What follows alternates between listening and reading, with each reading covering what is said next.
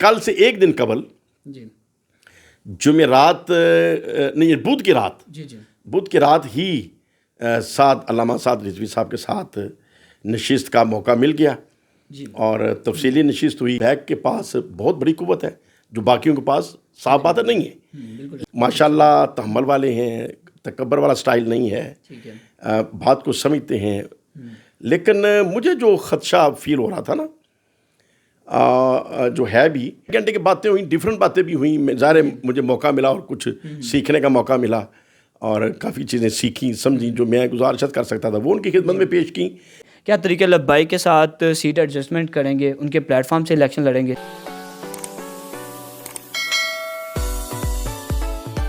السلام علیکم ناظرین, میں ہوں آپ کا میزبان اسامہ چودھری اور آپ دیکھ رہے ہیں میرا YouTube channel interviews with Usama. ناظرین, آج میں موجود ہوں آستانہ عالیہ شیر ربانی شرک پور شریف میں اور میرے ساتھ ممبر پنجاب اسمبلی میاں جلیل احمد شرک پوری صاحب موجود ہیں. ناظرین, ملک بھر میں اتحاد اہل سنت کے لیے اہل سنت کے علماء کرام کو ایک پلیٹ فارم پہ اکٹھے کرنے کے لیے میاں جلیل احمد شرک پوری دن رات کو دور کر رہے ہیں. اور اسی سلسلے میں ابھی کچھ روز قبل میاں جلیل احمد شرک پوری نے تحریک لبیک کے جو امیر سعد رضوی صاحب ہیں ان کے سامنے چند گزارشات رکھی. ان گزارشات کے حوالے سے انہیں 48 گھنٹے کا الٹیمیٹم بھی دیا. ہم میاں جلیل احمد صاحب سے جانتے ہیں کہ اس 48 گھنٹے کے الٹیمیٹم کے درمیان کیا جو اپڈیٹس ہیں وہ آئی ہیں اور اس سلسلے میں مزید کیا حقائق ہیں. السلام علیکم. جی وعلیکم السلام. میاں صاحب, سب سے پہلے تو یہ بتائیں کہ ملک بھر میں اہل سنت کے جو اتحاد کے لیے آپ دن رات کام کر رہے ہیں اس کا مین مقصد کیا ہے؟ اس کو ان سب کو اکٹھے کر کے ایک پلیٹ فارم پہ لانے کا کیا پرپز ہے؟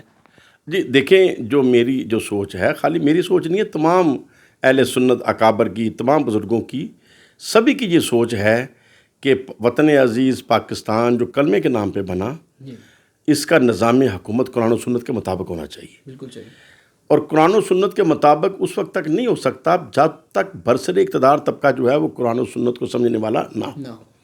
ابھی تو بدقسمتی یہ ہے کہ ہمارے جو وزیر خارجہ, وزیر قانون ایسے رہے ہیں جن کو کل واللہ نہیں پڑھنی آئی. تو یہ علماء کی کمی ہے نا کہ انہوں نے ہاؤس کے اندر اس طریقے سے علماء کرام نہیں جا سکے جیسے ہونا چاہیے. تو اب مذہبی جماعتیں بے شمار ہیں, اپنے اپنے طور پہ سٹرگلز کرتی ہیں. بالکل ایسے. تو اکثر یہ سوچ رہتی ہے سب کے اندر کہ اتحاد کر کے اتفاق رائے سے ایک مذہبی قوت سامنے آنی چاہیے اور لوگوں کو ایک پلیٹ فارم سے رہنمائی ملے. بالکل صحیح.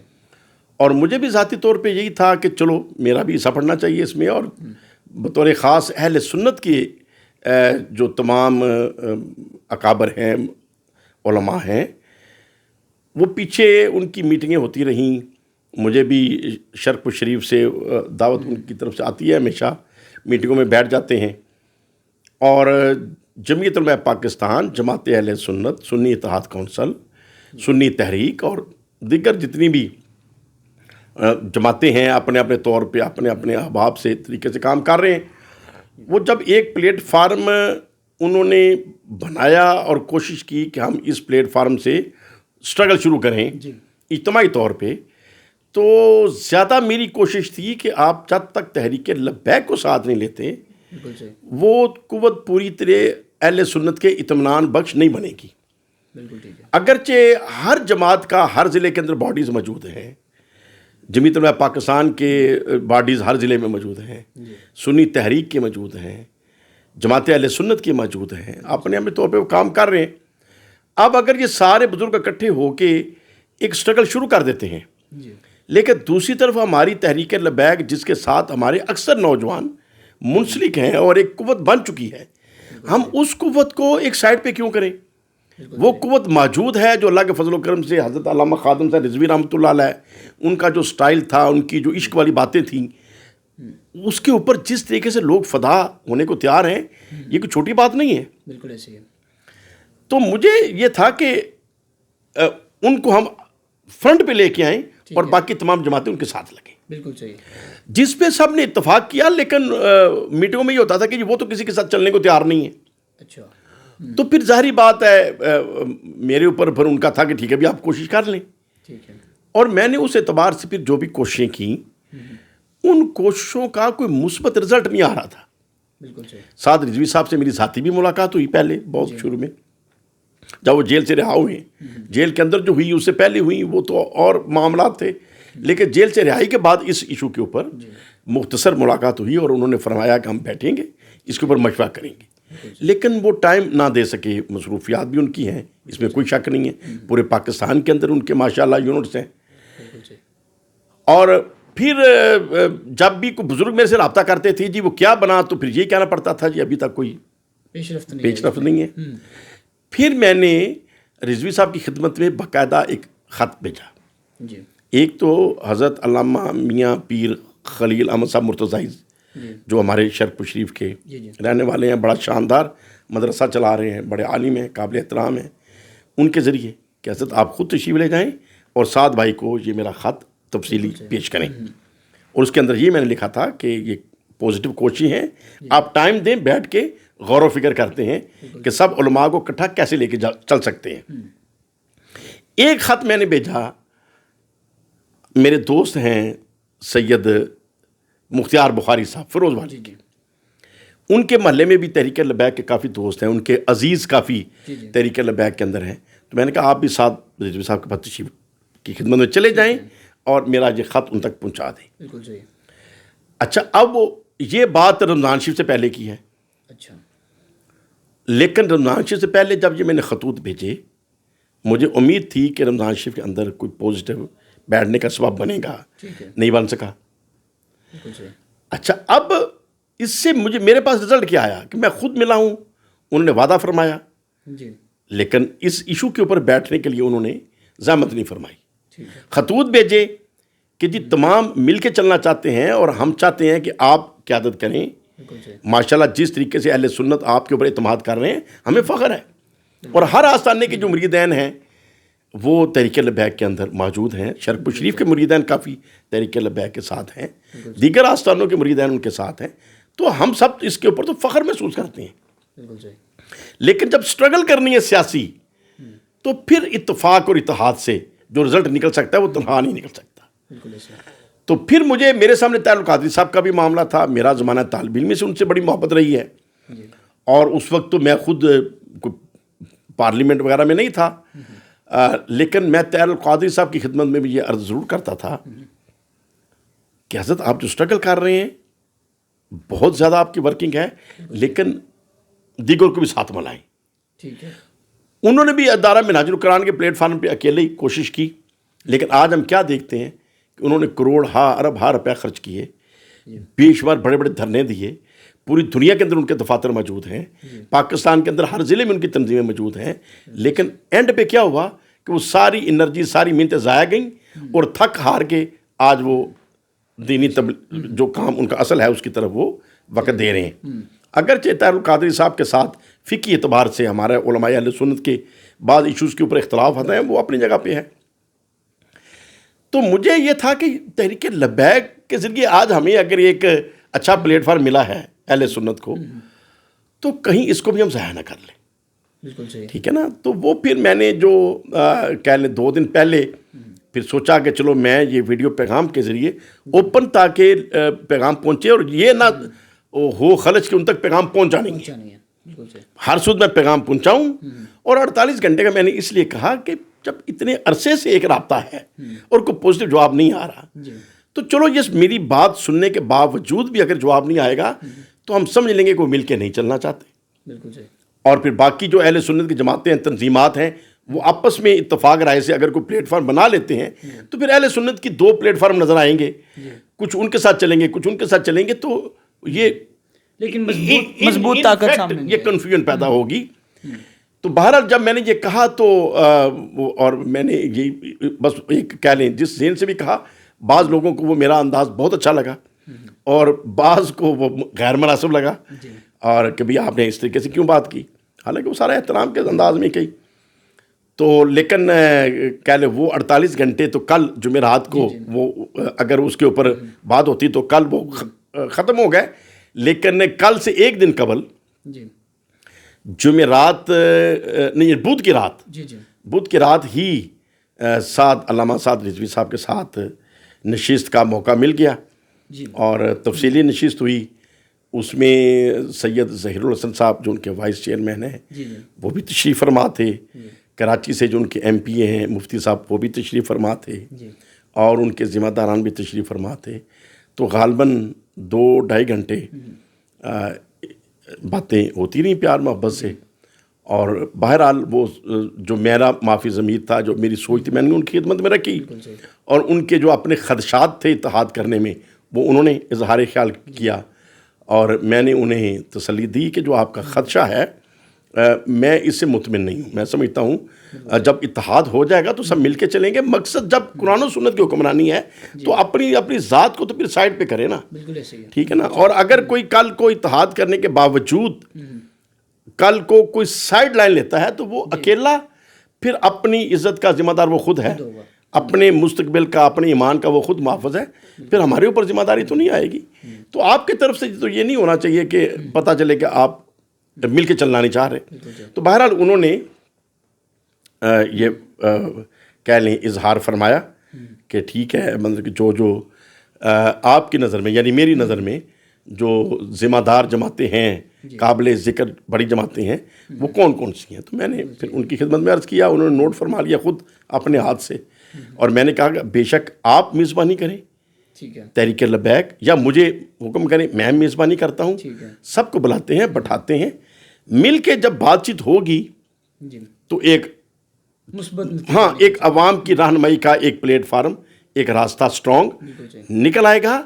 اور یہ مشکل نہیں ہے کہ آئندہ انتخابات میں ہاؤس کے اندر اکثریت علماء اہل سنت کی ہو. بالکل صحیح. میاں صاحب, چونکہ آپ تو آلریڈی پہلے ہی ممبر پنجاب اسمبلی ہیں, اور طریقہ لبیک کی اگر ہم سیاسی طور پہ اسٹرگل دیکھی جائے تو ان کی سیاسی طور پہ بھی وہ بڑا اچھا ایک امیج لے کے سامنے آیا 2018 کے الیکشن میں. تو میاں صاحب, آپ اب مستقبل میں کیا علماء اہل سنت کے اتحاد کی وجہ سے, اہل سنت کی ایک نسبت کی وجہ سے, کیا طریقہ لبیک کے ساتھ سیٹ ایڈجسٹمنٹ کریں گے, ان کے پلیٹ فارم سے الیکشن لڑیں گے؟ دیکھیں, یہ تو کل کی بات ہے نا, کل کیا ہوتا ہے. لیکن اگرچہ میں آج مسلم لیگ نون کے پلیٹ فارم سے ممبر صوبائی اسمبلی ہوں, اس سے پہلے میں 9-10 سال تحریک انصاف کے ساتھ رہا ہوں, اسٹرگل کی ہے. اس سے پہلے میں ضلع ناظم رہا ہوں غیر جماعتی انتخابات میں, اور اس سے پہلے مسلم لیگ نون کے ٹکٹ سے میں ممبر صوبائی اسمبلی تھا, ممبر قومی اسمبلی بھی رہا ہوں. تو شرق شریف کا جس طریقے سے لوگ محبت کرتے ہیں, پیار کرتے ہیں اس علاقے کے, تو وہ تو جتنی دفعہ بھی میں نے الیکشن لڑا ہے لوگوں نے محبت سے مجھے کامیاب کروایا ہے. تو لیکن ہاؤس کے اندر ہم جب دیکھتے ہیں تو ہمارے علماء اکا دکا نظر آتے ہیں. ایسی ہے بالکل. تو اب اگر ہماری مذہبی جماعتیں جو ہیں وہ اگر بہتر حکمت عملی کے ساتھ اور اتفاق اور اتحاد کے ساتھ جب مضبوطی سے سامنے آئیں گی تو ہم سمجھتے ہیں کہ علماء کی کثیر تعداد ہاؤس میں جا سکتی ہے. اب عمران خان صاحب کے ساتھ جو میرا ایک محبت کا تعلق رہا ہے, وہ بھی ریاست مدینہ کی بات کرتے ہیں, نبی پاک صلی اللہ علیہ وسلم سے عشق کی بات کرتے ہیں, مدینہ شریف جاتے ہیں اندر جوتے اتار کے جاتے ہیں. پھر انہوں نے نصاب کے اندر سیرت نبی صلی اللہ علیہ وآلہ وسلم سوچا کہ بچوں کو پڑھانی چاہیے, رحمت للعالمین اکیڈمیز بنا دیں. تو یہ اقدامات تو نظر آتے ہیں نا کہ جیسے ان کا رجحان اس طرف ہے. ٹھیک ہے. لیکن ان کے ارد گرد کیا لوگ وہ ہیں جو دین کو سمجھتے ہیں؟ نہیں ہیں. نہیں, بالکل صحیح. تو میں سمجھتا ہوں اگر نواز شریف صاحب ہوں یا عمران خان صاحب ہوں یا ہمارے جو اس طرح کے جتنے بھی لیڈران ہیں, اگر علماء کا دست شفقت انہیں حاصل ہو تو ان کی ڈائریکشن کو سیدھا کیا جا سکتا ہے. بالکل ٹھیک ہے. اگر ان کے دائیں بائیں وہ لالچی لوگ ہی ہوئیں گے جن کو صرف میں MNA بن جاؤں, وزیر بن جاؤں, اور ان کی شہرت سے وہ فائدہ اٹھانا چاہتے ہیں, تو وہ لوگ تو دین کے ساتھ کلیئر نہیں ہیں. تو لیکن جو علماء ہیں جن کو قرآن و سنت کا پتہ ہے, نبی پاک صلی اللہ علیہ وسلم کے صدقے ان کی اپنی تقوی والے لوگ ہیں, اگر وہ ہاؤس کے اندر ہوئیں گے تو ان کو تو کوئی لالچ نہیں ہے. صرف یہ لالچ ہوگا یار ملک کا نظام سیدھا ہو جائے, ملک کا سسٹم سیدھا ہو جائے. تو جب وہ برسر اقتدار طبقے کے ساتھ بیٹھے ہوئیں گے یا اقتدار ان کے اپنے ہاتھ میں اللہ تعالیٰ نصیب کر دے گا, تو پھر میں سمجھتا ہوں ملک کی تقدیر بدل جائے گی. اچھا میاں صاحب، آپ سے گزارش ہے کہ سعد رضوی صاحب سے جو آپ کی حال ہی میں ملاقات ہوئی ہے 48 گھنٹوں کے الٹیمیٹم کے بعد، آپ اس 48 گھنٹے ختم ہونے سے پہلے جی جی اس سے پہلے ہو گئی، پہلے آسان طریقے سے میاں صاحب ہوئی اور بڑی تفصیلی اس ملاقات کی تفصیلات کے بارے میں ہمیں بتائیں کہ اس ملاقات میں کیا کیا مزید باتیں. دیکھیں وہ تو 2-2.5 گھنٹے کی باتیں ہوئیں، ڈیفرنٹ باتیں بھی ہوئیں، ظاہر ہے مجھے موقع ملا اور کچھ سیکھنے کا موقع ملا اور کافی چیزیں سیکھیں سمجھیں جو میں گزارشت کر سکتا تھا وہ ان کی خدمت میں پیش کیں. ایک تو میں بات کہوں، پہلے بھی دوستوں میں کہتا ہوں، سعد رضوی صاحب سے میری جتنی دفعہ بھی ملاقات ہوئی ہے، جیل کے اندر بھی تفصیلی ملاقات ہوئی، اس کے بعد بھی میں نے ان کی پرسنالٹی کے اندر ایک قائدانہ صلاحیتیں آسان طریقے سے دیکھی ہیں. ماشاءاللہ تحمل والے ہیں، تکبر والا سٹائل نہیں ہے، بات کو سمجھتے ہیں. لیکن مجھے جو خدشہ فیل ہو رہا تھا نا، جو ہے بھی کہ ان کے ارد گرد جو لوگ ہیں وہ جو ان کے بہت قریب ہیں اکثر غیر معروف ہیں. اچھا اب یہ ہو جاتا ہے کہ کہیں مجھے سیٹ ملی ہوئی ہے فرنٹ پہ تو میں دیکھوں کہ ایک بڑے نام والا آ جائے گا تو مجھے سیٹ چھوڑنی پڑے گی، تو یہ نہ ہی آئے تو بہتر ہے. تو مجھے یہ تھا کہ سعد رضوی صاحب کا اپنا تو ایسا نہیں ہو سکتا کہ وہ اتفاق اور اتحاد میں مل کے نہ چلیں، لیکن جو ان کے قریب بیٹھنے والے ہیں ان میں سے شاید کو مشورہ دیتے ہوں کہ چھوڑیں ان کی کیا ضرورت ہے، فلاں دھرنے میں یہ کدھر تھے، یہ پیر کدھر تھے، وہ فلاں کدھر تھے. ایک تو یہ ہے کہ تحریک لبیک کے جتنے دوست ہیں انہیں تمام علماء اہل سنت کا احترام کرنا چاہیے. سٹائل کے اندر فرق ہو سکتا ہے، کیا حضرت علی المرتضیٰ شیر خدا رضی اللہ تعالیٰ عنہ اور حضرت امیر معاویہ رضی اللہ تعالیٰ عنہ ان کی جنگیں اور شاتیں نہیں ہوئی ان کے رفقا کی؟ تو کیا ہم کسی کو آج برا کہہ سکتے ہیں؟ ٹھیک ہے نا. اگر جمعیت علماء پاکستان اور تحریک لبیک کا ایک پلیٹ فارم نہیں ہوتا تو اس کا مطلب یہ نہیں ہے کہ تحریک لبیک سے محبت رکھنے والے وہ علماء کی توہین کرنی شروع کر دیں، بلکہ سعد رضوی صاحب کو ایسے نوجوانوں کی خودی ٹھیک کرنی چاہیے. اور اگر تحریک لبیک سے یہ تربیت ان کی نہیں کی جاتی تو پھر میں ان کی قیادت میں فالٹ سمجھوں گا کہ بھئی ہیں وہ اہل سنت، ہیں نبی کا نام لینے والے، اور وہ مختلف پیروں کی توہین کریں یا علماء کی توہین کریں. کیوں؟ مطلب یہ بہت بڑی خامی ہے. اور میری جو کوشش ہے کہ وہ مل کے چلیں گے تو میں سمجھتا ہوں کہ علماء کرام کا وقار بڑھے گا. اور امید یہ ہے کہ جو انہوں نے نام میرے سے نوٹ کر لیے، اور جب میں نے انہیں کہا کہ بھلا مجھے آپ حکم کریں میں میزبانی کرتا ہوں یا آپ تحریک لبیک کے پلیٹ فارم سے میزبانی کریں، سب کو ایک دفعہ بلائیں.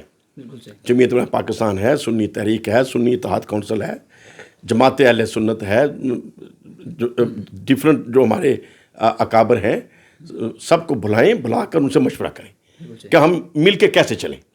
تو ہر ایک کے پاس اپنے ورکر موجود ہیں، لیکن اگرچہ تحریک لبیک کے پاس بہت بڑی قوت ہے جو باقیوں کے پاس صاف بات نہیں ہے.